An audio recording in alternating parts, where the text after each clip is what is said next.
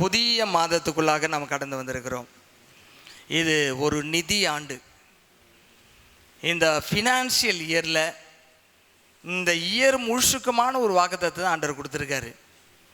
அதே போல் இந்த மாதத்துக்காக ஜெபிக்கும் பொழுது ஃபஸ்ட்டு ஆண்டவர் என்ன சொன்னார்னா மனமகிழ்ச்சியின் மாதம் அப்படின்னு சொன்னார். எனக்கு ரொம்ப சந்தோஷமாக இருந்துச்சு. ஏன்னா கர்த்தர் வார்த்தை சொன்னார்னா என்ன தான் வரும், அது அப்படியே வரும்.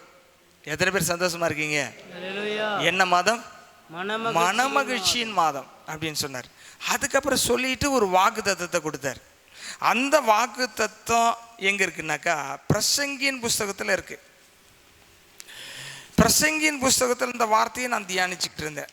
பிரசங்கியில் நீங்கள் 4ஆம் அதிகாரம் 1 வசனம், அந்த வசனத்தை நான் தியானித்து கொண்டு இருந்தேன். அதுக்கப்புறம் ஒரு வாக்கு தத்தத்தை இந்த வருஷம் முழுதுக்குமாக தந்தார். சரி, இந்த ரெண்டுமே எப்பயுமே 2 வாக்கு தத்தம் இந்த ஏப்ரல் மாதத்தில் நமக்கு ஆண்டவர் கொடுப்பார். அது 4 வசனம் அதில் இருக்குது. ஆனால் நம்ம ஃபஸ்ட்டு அதை வாசிக்காமல் இந்த ஃபினான்ஷியல் இயர்க்காக நமக்கு கொடுத்த அந்த வசனத்தை நம்ம வாசிக்க போகிறோம். அல்லேலூயா. சரி, இப்போ ஃபினான்ஷியல் இயர்னால் என்னென்னா ஒரு நிதியாண்டு. இது இந்த ஏப்ரல் மாதத்தில் ஆரம்பித்து அடுத்த ஆண்டு மார்ச் மாதம் 31ஆம் தேதி முடியும். சரிங்களா? அதுதான் என்னது நிதியாண்டு. அதே போல் புதிய ஆண்டு ஜனவரியில் ஆரம்பித்து டிசம்பரில் முடிஞ்சிடும். இப்போ இந்த நிதி ஆண்டு ஏன் முக்கியம் அப்படின்னு சொன்னாக்கா, ஒரு ஆவிக்குரிய வாழ்க்கை இந்த சமுதாயத்தில் ஒரு வாழ்க்கை வாழணுன்னா அதற்கு ஒரு பொருள் ஆதாரம் வேணும். அந்த பொருளாதாரத்தை நம்மை படைத்தவர் நமக்கு நிறைய வச்சிருக்கிறார். அவர் நமக்கு அதை தருவார். அவர் தருகிறபடி நாம் அவருக்கேற்ற பிள்ளைகளாய் வாழும்பொழுது தடை இல்லாமல் நிச்சயமாக எல்லாம் கிடைக்கும். அல்லேலூயா. அதற்கான இந்த மாதத்துக்குரிய வாக்கு தத்தத்தை நான் வாசிக்கிறேன். அதிகாரம் ஏசாயாவில் 32 வார்த்தை 16. வனாந்திரத்திலே நியாயம் வாசமாய் இருக்கும். வனாந்திரத்திலே நியாயம் வாசமாய் இருக்கும். செழிப்பான வயல்வெளியிலே நீதி தங்கியிருக்கும். செழிப்பான வயல்வெளியிலே நீதி தங்கியிருக்கும். நல்லா கவனிங்க, 2 பிளேஸ் போட்டிருக்கு. 2 இடத்துல நீதி தங்கியிருக்குமா. இப்போ பாருங்க, நியாயம், நீதி, செழிப்பு 3 வார்த்தை இருக்குதுல. நியாயம் இருக்கா? நியாயம் இருக்கா? நம்ம வாழ்க்கையில் நியாயம் இருக்கா? ரொம்ப முக்கியம். அப்புறம் நீதி இருக்கணும்.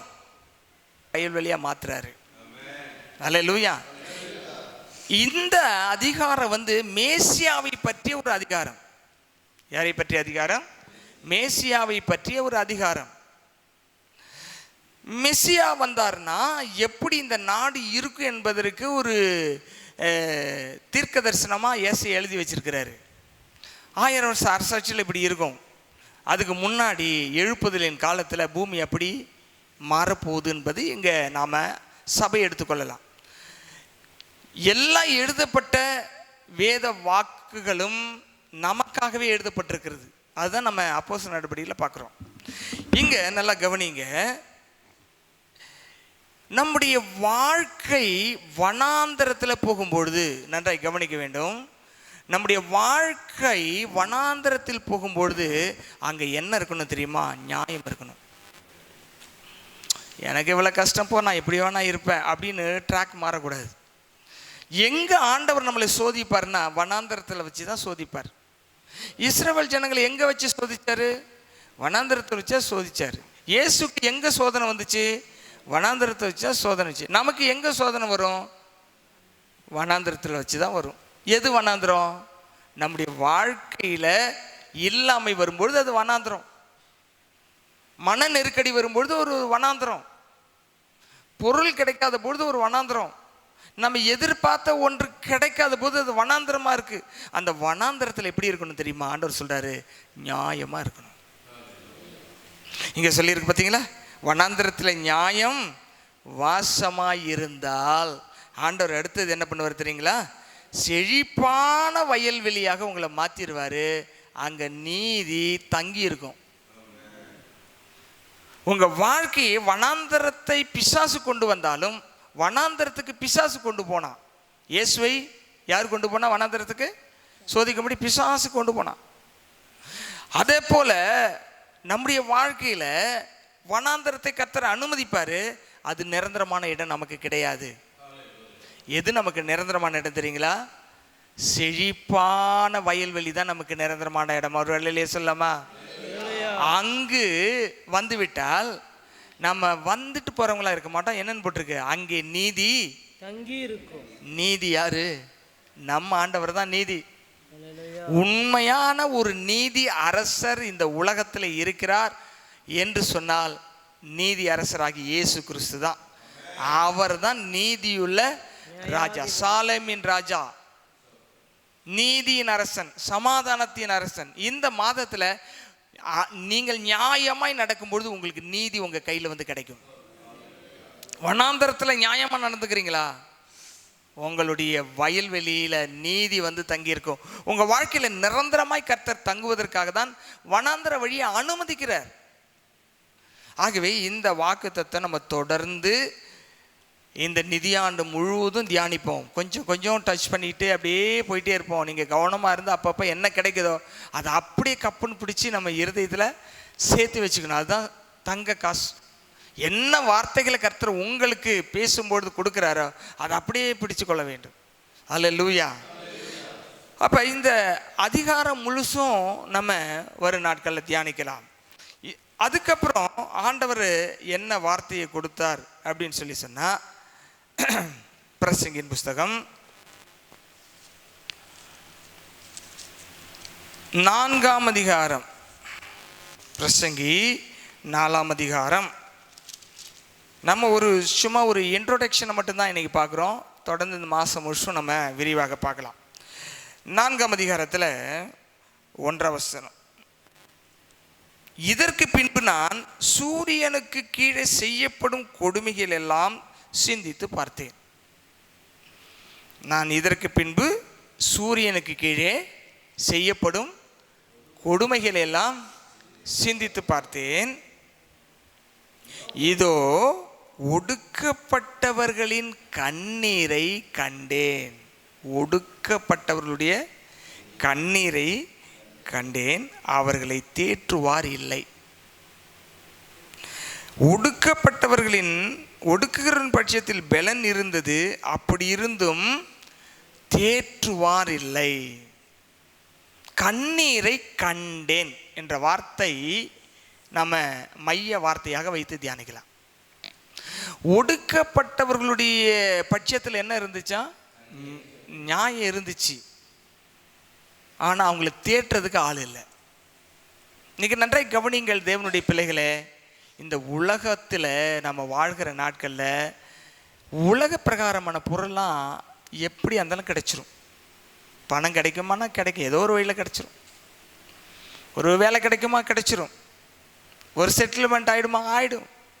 ஆனால் நம்முடைய மனதிற்கு தேவையான சமாதானத்தையும் தேர்தலையும் இந்த உலகத்தில் தேவனை தவிர யாரும் கொடுக்க முடியாது. அதுதான் இங்கே சொல்லியிருக்கிறாரு, நான் கண்ணீரை பார்த்தேன், ஒடுக்கப்பட்டவர்களின் கண்ணீரை நான் பார்த்தேன். ஆனால் அவங்களுக்கு ஆறுதல் சொல்கிறதுக்கு ஒருத்தர் கூட இல்லை. இன்றைக்கி நான் உங்களுக்கு சொல்கிறேன், உங்கள் கண்ணீரை பார்த்து உங்களுக்கு ஆறுதல் சொல்கிற தேவன் உங்களுக்கு இருக்கிறாரு. உங்களுக்கு ஒரு சபை இருக்குது, உங்களுக்கு தேவனுடைய வார்த்தை சொல்கிற தேவ மனிதர் இருக்கிறார். ஆகவே உங்கள் கண்ணீர் துடைக்கப்படும். உங்கள் கண்ணீர் நிரந்தரமானது கிடையாது. உங்கள் கண்ணீருக்கு ஒரு முற்றுப்புள்ளி வருகிறது. இந்த வசனத்தை தியானிக்கும் பொழுது மனம் உடைந்து அழுத. நான் கண்ணீரை பார்க்கிற ஒருத்தர் இந்த உலகத்தில் யார் இருக்கா? அழுதுகிட்டே இருங்க.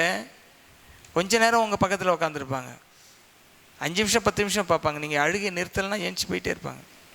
சிரிச்சுக்கிட்டே இருங்க, 4 பேர் 1 மணி நேரம் கூட உட்காருவாங்க. அழுகிறவனுக்கு தேர்தல் சொல்ல இந்த உலகம் ஆயத்தமாக இல்லை. வீண் பொழுதுபோக்காக சிரிக்கிற கூட்டத்தோடு உட்கார்றதுக்கு ஆட்கள் நிறைய இருக்குது. ஆண்டவர் எதை பார்க்குறாரு தெரியுங்களா? இந்த காலை வேளையில் நம்முடைய கண்ணீரை, உங்களுடைய கண்ணீரை, உங்களுடைய பிரயாசத்துக்குரிய கண்ணீரை, உங்கள் வேதனைப்பட்டு. நல்லா கவனிங்க, இந்த உடம்புல நம்ம நல்ல தண்ணி தான் குடிக்கிறோம், மட்டும் உப்பு தண்ணியாக தான் வருது. எவ்வளோ பாருங்கள், சால்ட்டி வாட்டராக தான் வருது. மனசு உடஞ்சி எழும்பொழுது உடம்புல இருக்கிற உப்பையெல்லாம் சேர்த்து இந்த கண்ணீர் வெளியேற்றுது பாருங்க. அது ஒரு பெயினுடைய அடையாளம், ஒரு வேதனையினுடைய வெளியேற்றம் தான் கண்ணீர். அந்த கண்ணீரை கர்த்தர் பரலோகத்திலிருந்து பார்த்துட்டே இருப்பார். ஒரு ஆள் அனுப்புவார், தேற்றுறதுக்கு ஒரு ஆள் அனுப்புவார், ஆற்றுவதுக்கு ஒரு ஆள் அனுப்புவார், தேற்றுவதுக்கு ஒரு பிரசங்கத்தை கொடுப்பாரு, தேற்றுவதற்கு ஒரு வசனத்தை கொடுப்பாரு. கவலைப்படாதீங்க, உங்கள் கண்ணீர் யாவையும் கர்த்தர் துடைப்பார். இஸ்ரவேல் ஜனங்களுக்கு ஒரு பழக்கம் இருக்கிறது. என்னென்னா, கண்ணீர் வரும்பொழுது கண்ணீரை பிடிச்சி, துருத்தியில் பிடிச்சி, சின்னதாக பாட்டில் மாதிரி பிடிச்சி வச்சுருவாங்க. இந்த பக்கம் பிடிச்சி வைப்பாங்க, இந்த பக்கம் பிடிச்சி வைப்பாங்க. இப்போ ஒருத்தர் மறிச்சிட்டாருன்னா அவங்க நினச்சி அழும்போது துருத்தி எடுப்பாங்க, எடுத்து பிடிப்பாங்க, எடுத்து பிடிச்சி வச்சுட்டு அந்த இதை கல்லறை மேட்டில் கொண்டு வைப்பாங்க. உனக்காக நான் இவ்வளோ கண்ணீர் விட்டுருக்கேன். அதான் பைபிள் சொல்லுது, என் கண்ணீரை துருத்தியில் வையும். We are not collecting our tears in the bottles, but God collected everything in heaven. Amen. பரலோகத்தில் இருக்க தேவன் உங்கள் ஒவ்வொரு சொட்டு கண்ணீரையும் பிடிச்சு அங்கே வச்சுருக்கார். நம்ம போகும்போது கண்டிப்பாக பார்க்கலாம் எவ்வளோ கண்ணீர் விட்டோன்றதை மெஷர் பண்ணி எடுத்து அங்கே வச்சுருக்காரு. பஸ் இதை எழுதுனது யார்? கிங் சாலமன். எப்பேற்பட்ட அளவன், உலகத்தில் அவனை மாதிரி ஞானி எவனுமே கிடையாது. அவ்வளோ பெரிய மனுஷன் கிங் சாலமன். சொன்னால் அவனுக்கு முன்னாடி பெரிய ஞானி கிடையாது, அவனுக்கு பின்னாடி ஞானி கிடையாது. நீ யூ அலோன் அப்படின்ட்டார். நீ ஒன்றை தவிர உனக்கு முன்னாடி கிடையாது, பின்னாடி கிடையாது, போடா அப்படின்ட்டார். அவ்வளோ பெரிய ஞானத்தை கொண்டு போய் கொடுத்துட்டாரு. ஆனால் என்ன ஞானம்னா உலக ஞானம் தான். அவர் ஆண்டவர்கிட்ட என்ன கேட்டார்? ஆண்டவரே, இந்த ஜனத்தை ஆளுகை செய்கிறதுக்கு, இந்த ஜனத்தை ஞாய்ந்திருக்க எனக்கு என்ன வேணும்? ஞானம் வேணும்னு கேட்டார். ஞானம்னு கேட்ட உடனே அவர் தான் ஞானம், தேவன் தான் ஞானம். ஆனால் அவருக்கு ரொம்ப சந்தோஷமாக செல்வத்தை சேர்த்து கொடுத்துட்டார். செல்வத்தை கேட்டால் ஞானம் கிடைக்காது, ஞானத்தை கேட்டோம்னா அவர் இலவச இணைப்பாக கொடுத்துருவார். நல்லா கவனிக்க, கண்ணீருக்கு பலன் இல்லாமல் போனதே கிடையாது. மெய்ப்பர் ஜி சுந்தரம் ஐயா, ஏசியனுடைய சபை ஸ்தாபகர், அவர் ஊழியக்காருக்கு சொல்கிற ஒரு ஆலோசனை என்ன தெரியுங்களா? ஐயா, ஊழியத்தில் ரொம்ப கஷ்டமாக இருக்குது, அதை பண்ணி பார்த்தேன், இதை பண்ணி பார்த்தேன், ஒன்றுமே மாற மாட்டேங்குது. அப்போ சொல்லுவாராம், ட்ரை டியர்ஸ், கண்ணீரை முயற்சி செய். இந்த கண்ணீருக்கு இருக்கிற ஒரு வல்லமை உங்கள் நியாயமான ஜெபத்தை பார்த்து நீதியான பதிலை தரப்போகிறார். அது மனுஷன் பக்கம் போகாது தீர்ப்பு, பிசாசு பக்கம் போகாது தீர்ப்பு. உங்கள் பட்சத்தில் நின்று கர்த்தர் செய்யும் கிரியை உங்கள் சொந்த கண்கள் காணும். அல்லேலூயா. ஆக இந்த சாலமோன் ஞானியை நீங்கள் ஆராய்ச்சி பண்ணி பார்த்தீங்கன்னா, சாலமோன் வாழ்க்கையில் அனுபவிக்காதது எதுவுமே கிடையாது. அவர் சொல்கிறார், என் கண்ணு ஆசைப்பட்டது எல்லாத்தையும் நான் அனுபவிச்சிட்டேன்னாரு. அதை ஒன்று கூட நான் ஒதுக்கி வைக்கலன்னாரு. அது சரியானாக்கா சரியானது கிடையாது. நீங்கள் பிரசங்கத்தை படிக்கும் பொழுது அவர் சொன்னதெல்லாம் சரியானது கிடையாது. ஆனால் வாழ்க்கையில் நடந்ததை அவர் எழுதியிருக்காரு. இது ஃபாலோ பண்ணுறதுக்காக எழுதப்படலை. பிரசங்கி நம்ம எச்சரிக்கையாக இருப்பதற்காக எழுதப்பட்டிருக்கிறது. ஒரு உலக பிரகாரமான ஞானத்திலையும் செல்வத்திலும் வளர்கிறவன் எப்படி தடுமாறி இந்த உலகத்தில் விழறான் என்பதை எச்சரிப்புக்காக எழுதியிருக்கு. எல்லாம் பணம், வசதி, ஞானம், எல்லா சப்போர்ட்டு, யுத்தமே பண்ணாத ஒரு மனுஷன் யார்? ராஜா யார்? சாலமோன். யுத்தமே அவன் காலத்தில் கிடையாது. அப்படி இருக்கலாம். அவனுக்கு என்ன பிரச்சனை? ஒரு பிரச்சனையும் இல்லை. சாப்பிட வேண்டியது, பேச வேண்டியது, பிரசங்கம் பண்ண வேண்டியது, ரெஸ்ட் எடுக்க வேண்டியது, வரி பணம் வந்துச்சுன்னா வாங்கி வச்சுக்க வேண்டியது, இவ்வளோ தான். அப்போ இந்த சாலமோன் இந்த பிரசங்கி எப்போ எழுதினாருன்னா, உன்னத பாட்டை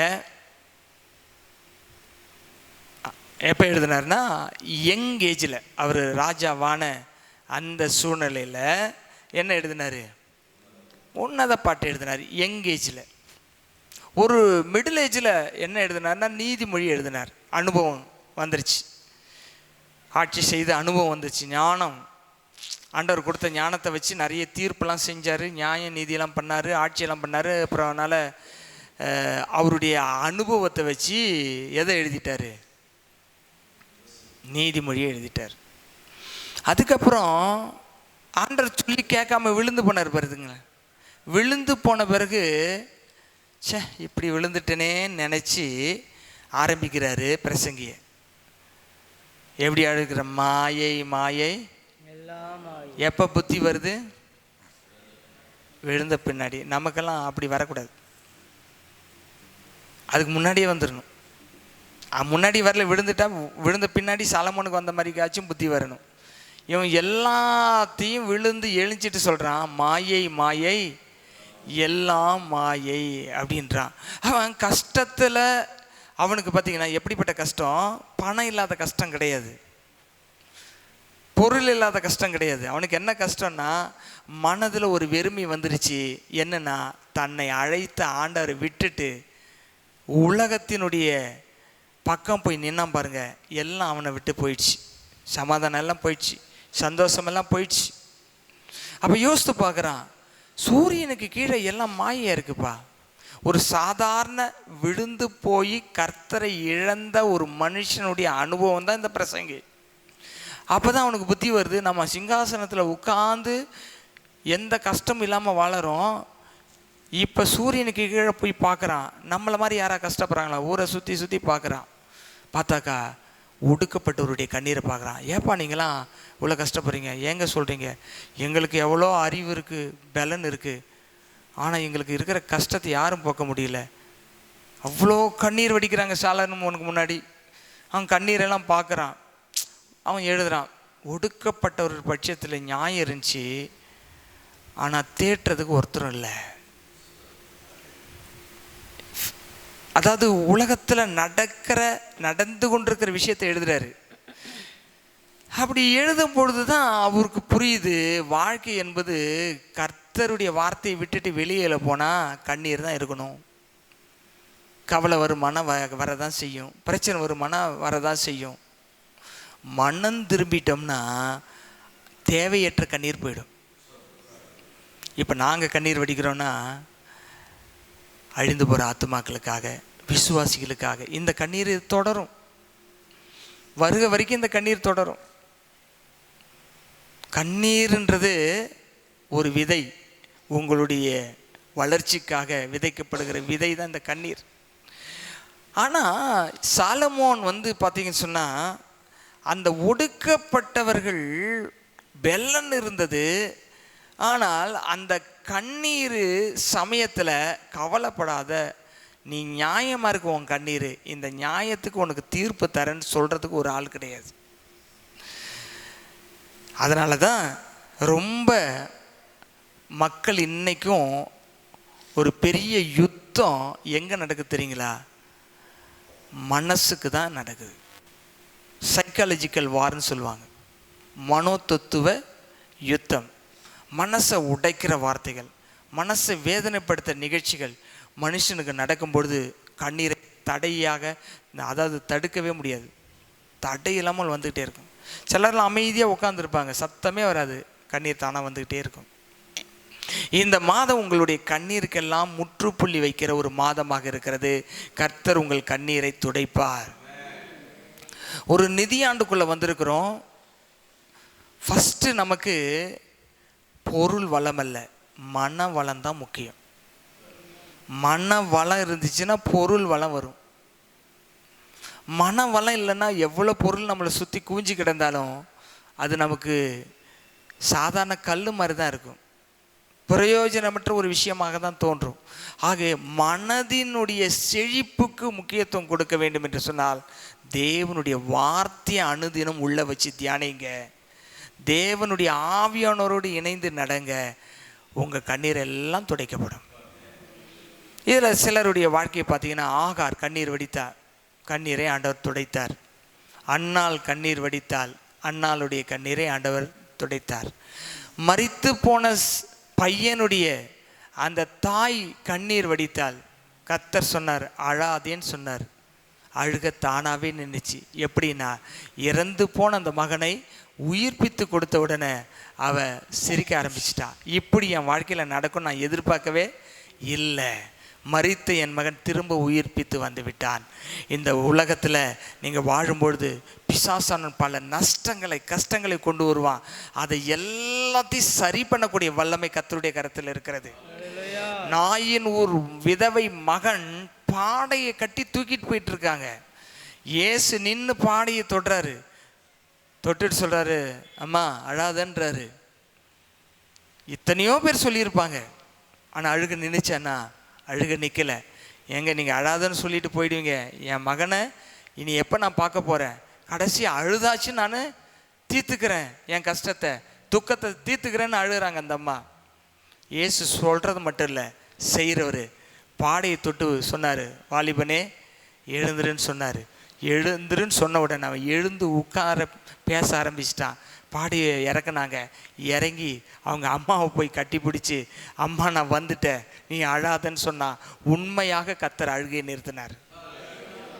உண்மையாக உங்கள் அழுகை இந்த மாதம் நிற்கும். இன்னைக்கே அது ஸ்டார்ட் ஆயிடுச்சு. உங்கள் கண்ணீரெல்லாம் ஆண்டவர் துடைப்பார். நியாயமான தேவன்.